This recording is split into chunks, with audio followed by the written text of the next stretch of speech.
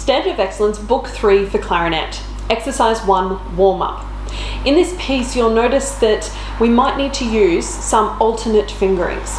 Now the first note is E, nice and easy, and then we move to a C. However, the problem is after our C, we have a D sharp or an E flat. Now if I use the C that I always reach for 90% of the time, I'm going to have to do this awkward jump from the bottom key on my right hand side, and then I'm going to have to move it up to get to the D sharp. This is the only way that we can play a D sharp or an E flat. So I need to move my C to make this movement a little bit easier. So going from our C, I need to figure out where my other C is, or my alternate C, and I can actually play a C by using my left hand pinky. So I'm going to use this C so that I can then get the D sharp nice and smoothly without having to jump up to remove my finger from this C and then move it to the D sharp. So have a look at this warm up and just make sure you go through and have a look at any alternate fingerings you may need before you start. 1, 2, 3.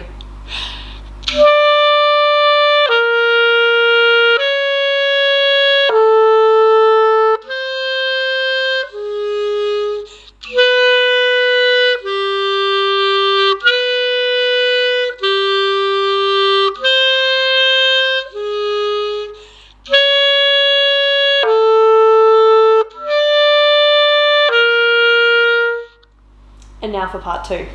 1, 2, 3.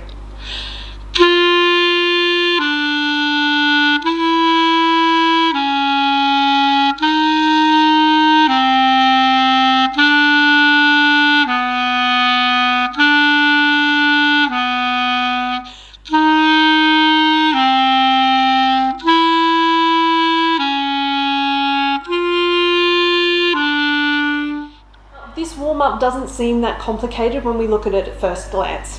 What we need to realize is that the whole point of this exercise is a tone exercise. So while you're playing these long notes, it gives you time to think about the sound that you're creating. Make sure that your chin is flat. Make sure that your mouth is really open on the inside. Your tongue needs to be down. So by playing something which is long sustained notes such as this, we're working on all the muscles in our face.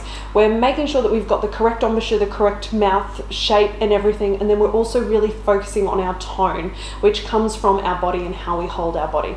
So although it looks fairly easy, this is actually quite a challenging piece. So really focus on getting it to sound as beautiful as you possibly can. Counting and rhythms are not as important as the sound that you create.